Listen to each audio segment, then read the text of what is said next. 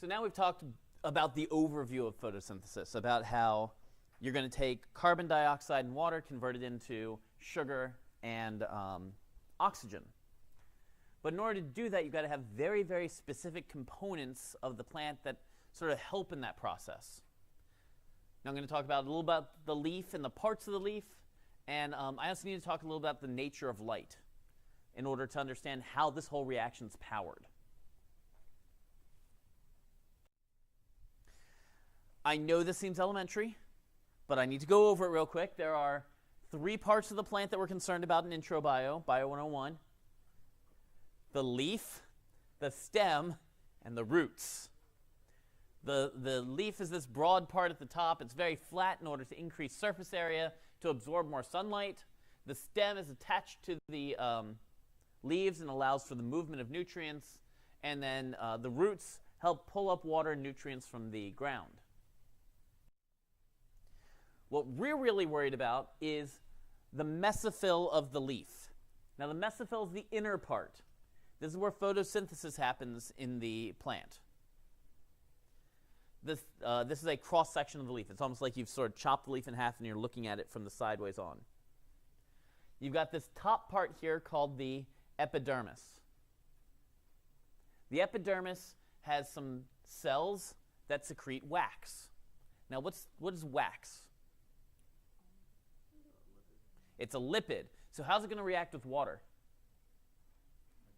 It's hydrophobic. So when water strikes the leaf, it sort of bounces off. But more importantly than that, water that's inside the leaf stays inside the leaf. So the epidermis on both sides is very waxy. In the middle, you've got cells that are going to undergo photosynthesis. So photosynthesis generally occurs in the mesophyll cells of the leaf. There are a few structures in the leaf that will help with photosynthesis.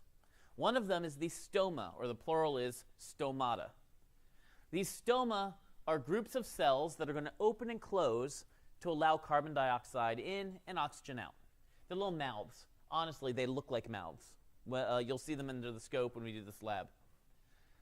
If you were to breathe on them, it's sort of like hold your breath for a second, go, and then go like that, sort of like checking your breath.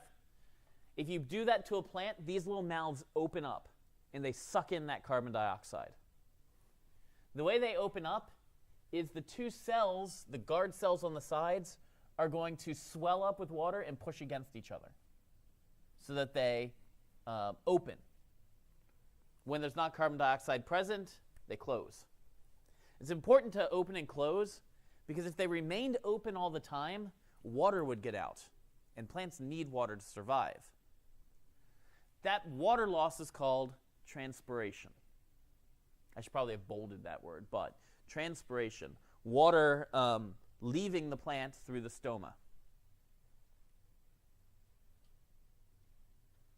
So stoma open to take in carbon dioxide, and then they release oxygen, and then as a byproduct, sometimes water's lost. Where do you think there's going to be the most stoma? On the top of the leaf or on the bottom? The top. All right, so if it's on the top, when it opens up, what's striking the top of the leaf? Sunlight. And what does sunlight do to water? Evaporates it, and the water leaves even faster. So where do you think the stoma might be? On the bottom, to protect it from the sunlight. Protect it from that water leaving. Within the leaf, you have chlorophyll-containing structures called chloroplasts.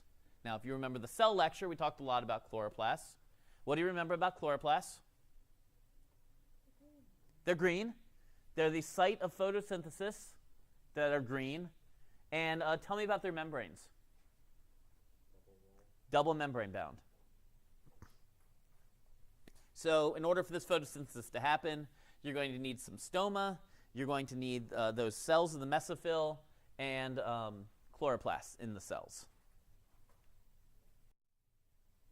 The chloroplast itself, the shape of it leads to efficient photosynthesis. Again, it's green. You've got structures on the outside. You've got an outer membrane, and you've got these inner membranes. Inside, you have thylakoids.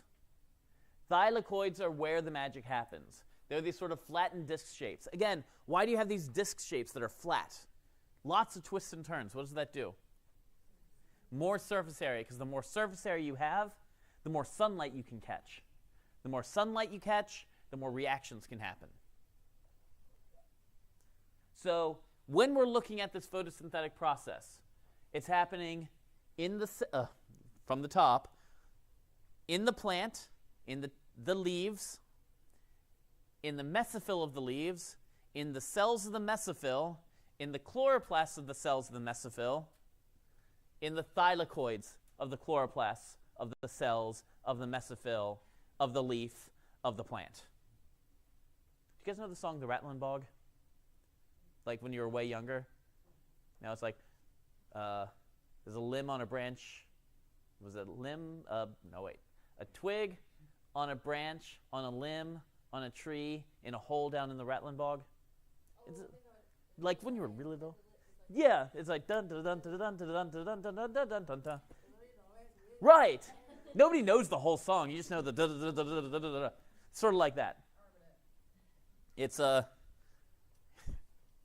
I guess you could say it's a thylakoid in a chloroplast in a cell in the mesophyll of a of a mesophyll of a leaf of a plant. There you go, producing photosynthesis. You don't like that one at all? No, that one's terrible. It doesn't roll off the tongue. If you said it faster. All right, so now we got the stage set. It's happening at that thylakoid membrane in the chloroplast. Now you guys remember, first law of thermodynamics. Energy is neither created nor destroyed. It's only transferred from one form to another. We are not building energy. We're taking energy from somewhere else and converting it into the bonds of glucose. Where are we getting the energy from? The sun. It's kinetic energy from the sun. And this is where things get weird. Physics, in case you haven't taken it before, is self-contradictory. Because they'll look at light and say light is both a wave and a particle at the same time. And that doesn't make much sense. So the way that we biologists envision it, which I will say is very different than the way it actually is in physics, is think about light as a particle traveling on a wave. Okay? The wider the wavelength, that is, the wider it is between one peak and the next. So if I was to go have a gently sloping wave versus a wave that has a lot of peaks. That packet traveling along here has less energy than the packet traveling here. Does that make sense? When that packet hits something, just like when your car hits another car, hypothetically speaking, you're going to transfer a lot of energy to the object you're striking. Anybody been in a car accident before? All right, just like two of you, right? Sure. Two of you have been in a car accident. 3 of you have been in a car accident. When you hit the other car, you transferred enough energy to that other car to crumple metal. It's a lot of energy. You took kinetic energy and transformed it into potential energy. Those little packets that travel along those waves are called photons. There is this thing called the electromagnetic spectrum that is really just waves and packets of energy traveling along those waves. On one end of the spectrum, you've got things that aren't very dangerous at all. Radio waves. Radio waves cause any damage to you? No, they're traveling like through buildings. AM waves, really, really, really long. I think radio waves are, I think it's like a kilometer between one peak and the next peak. Then you go up a little bit, microwaves, not very dangerous. I mean, unless you're actually in a microwave, at which point, super dangerous, according to Gremlins. Moving along, you hit the infrared. From infrared, you hit the visible light spectrum. That's what we can see, coincidentally. We see the visible light spectrum. And then once you go beyond the visible light spectrum, you start getting to things that are slightly more dangerous. Ultraviolet light. What happens when you go out into the sun? What happens to your skin? You pale-skinned people, you. You get a nice golden bronze? Sunburn. Oh, let me guys tell you a quick story. So I have this darker skin tone, and I have never had a sunburn. And I told my wife that, and we went on a boat. And she said, "Do you want some sunscreen?" I was like, "I don't burn. I'm fine." And we went on this boat for 4 or 5 hours, and then we got back in. And I was like, "What is this pain I'm feeling? Why does it hurt to touch my leg?" She's like, "That's a sunburn." I was like, "I don't like this. You deal with this all the time? This is crazy." And since then, I use like SPF like 120 because I'm not dealing with that again. But what happens? Ultraviolet radiation can cause damage to your DNA, can cause mutations to happen, causes cancer. That's how you end up with skin cancer. More energy, more damage. Go beyond that. X-rays. You guys have had X-rays before? Go to the dentist, you get an X-ray. What do? They put this, they're like, "Don't worry, it's totally safe. Here's this metal shield to put on you." And then they're like, "And I'm leaving the room. Just stay there with the very, very dangerous machine. I'm going to turn it on." And they put it on for like a second. And they're like, "Everything's fine. Great.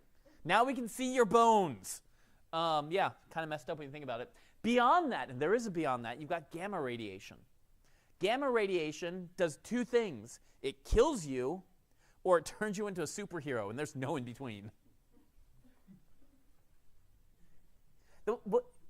Right, the way you can think about this is, as far as waves go, longer wavelengths have less energy. Think about you go to the beach. It's a nice day, calm day, and the waves are lapping against the shore. It's like one wave, and then another wave, and then another wave. Very slow, very regular. If you go on a stormy day when there's a lot of energy in the ocean, what's happening? It's splash, splash, splash. The waves are coming closer and closer together. So the more energy you have, the closer the wavelengths. So of these, what has more energy? Red light or blue light? Blue light. All right, so now we know a little about the nature of light. Light can do a few things when it interacts with objects. It can either be reflected, transmitted, or absorbed. If it's reflected, light, like this white light shining down on us from these lights. There we go. Sorry, I lost my train of thought with that. White light shines down. It's got all of the other wavelengths combined into it.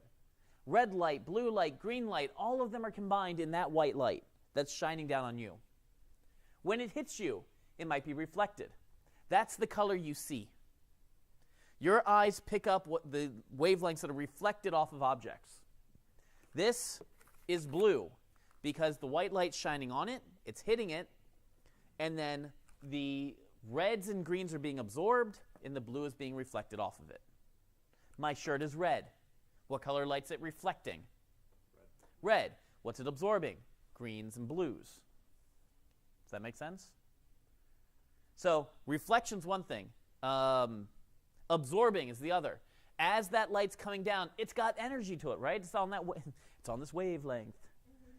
That packet of energy hits you, and you absorb it. In the summertime, if you have dark hair, what happens to your hair? It gets lighter, but it hurts. It gets hot. You're wearing dark clothes. Okay, how about this? You're wearing dark clothes in summer. It gets hot because what happens is black absorbs all the wavelengths of light. So all of that light strikes the black shirt, and the shirt heats up, and no light's reflected off, compared to a white shirt. If you're wearing a white shirt, the light strikes, it bounces off. It doesn't transfer its energy, keeping you cooler. The third thing light can do is be transmitted. If you go over to this window, there we go. Light can go straight through it. It's as if the window doesn't exist. It makes it transparent. Light travels directly through it. So light can either be reflected, and you see that wavelength. It can be absorbed, transferring energy to the object, or it can be transmitted and go right through the object. Plants, interestingly enough, use only visible light for growth. So I'm going to bring something up. I'm going to see if you can get it before I get to it in the slides. Which of these three plants is getting the most energy from the light? The blue, the green, or the red? Blue. Why?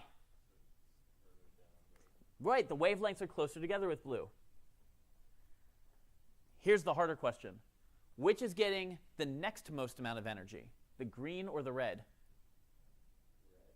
Red. Why? That's exactly right. The plant that's green is reflecting green light. It's not absorbing it to use it for energy. So the next one that'll grow best is red. That'll come into play with your lab this week. I know, right? In these plants or in anything, you have pigments. Pigments are molecules that absorb light. They'll absorb the energy. White, there's no pigment. It just reflects everything.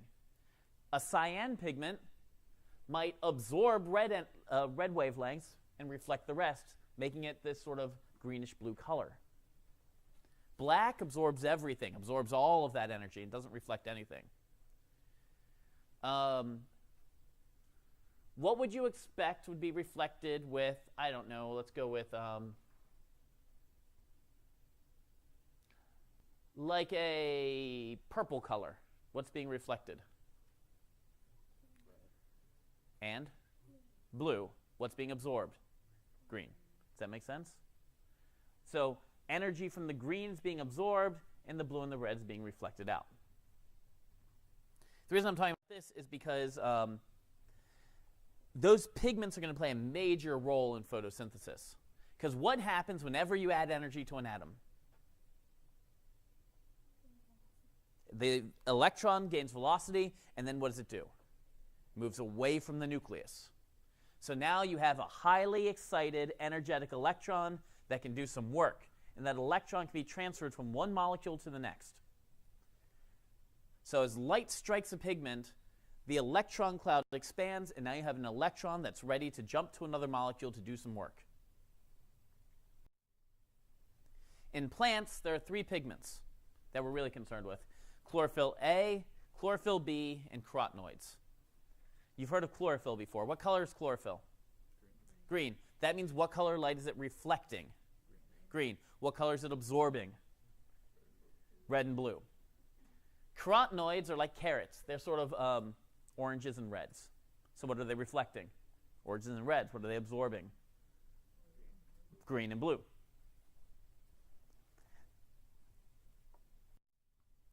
Here's the chlorophyll. Chlorophyll A is the most abundant pigment in plants.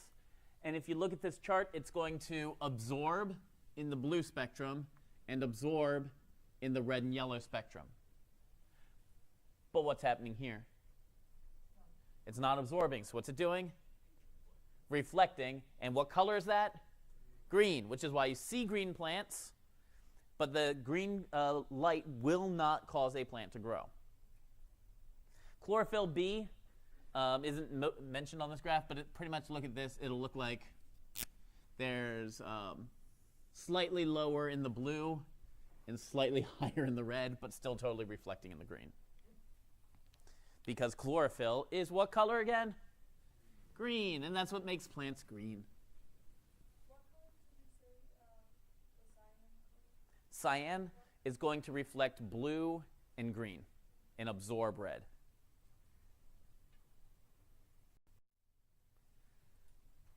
And then the less abundant pigment in plants is called the carotenoid.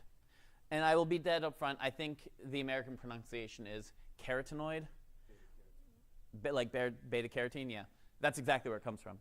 Beta carotene is a carotenoid. So you have to excuse me because for all of my plant biology, I was trained by Canadians and Englishmen. And I never heard the American pronunciations until I was well out of graduate school. So I keep referring back to the way I was originally taught. But for carotenoids, you can think of it as carotenoids because they are orange like carrots. They're less abundant but they are still always present in plants. The deal is, you guys have seen plants change colors, right? Fall happens. You go from being a bright green leaf to a yellow leaf or to a red leaf. What you see happening is the exposure of the carotenoids. The level of chlorophyll A and chlorophyll B decreases dramatically. So you're losing that green pigment. All that's left is the red pigments. So it's sort of like my shirt. What color is my shirt? Red. Within my shirt, there are what are termed black warp threads. Because, you know, fabric history is important. These black warp threads are there to hold the rest of the shirt together. What if I pulled out each and every one of the red threads? What would you see? So black warp threads, and there's red threads. If I pulled out all the red ones, what's left? The black ones. So my shirt would look black. With leaves, as the level of chlorophyll decreases, you start losing the green, you start to see the underlying reds. Does that make sense? That's what's happening in fall. So a lot of the trees in this area in fall start to shut down. They go into what's called senescence. They stop sending sugar to the leaves. So the leaves decrease in quality so they can get dropped. This tree effectively goes into it's senescence, but it's like tree hibernation. Think of it that way. The tree goes to sleep for winter, and it loses its leaves, because if those leaves are present in a snowstorm, it suddenly becomes top-heavy, and limbs start breaking off. So autumn foliage is caused by a decrease in the quality of chlorophyll A and B. So you start to see the carotenoids. Do you guys have any questions? Yes? Really, the difference between A and B is just a structural unit at the top of the molecule. I'm not going to ask you to know the difference. All right, so where do we end with? That got you dominant? Mo, I think. Mo. Oh, okay, great. You get the easy one, right? What color light is reflected by an apple? Red. Good. Well done. Well done there. Nadia, what color light is absorbed by green plants? Well, it's a green plant, so it's going to absorb red and blue. Courtney, where in the leaf does back to the Bratland-Bog song, where in the leaf does photosynthesis occur? Okay, so the chlorophyll is a molecule in what? Okay, in what? So we got the chlorophyll is in the thylakoid membrane, and the thylakoid of the chloroplast of the cell in the, starts with an M. Mesophyll. Mesophyll of the leaf. Yep. The mesophyll. Madonna, what's a stoma do?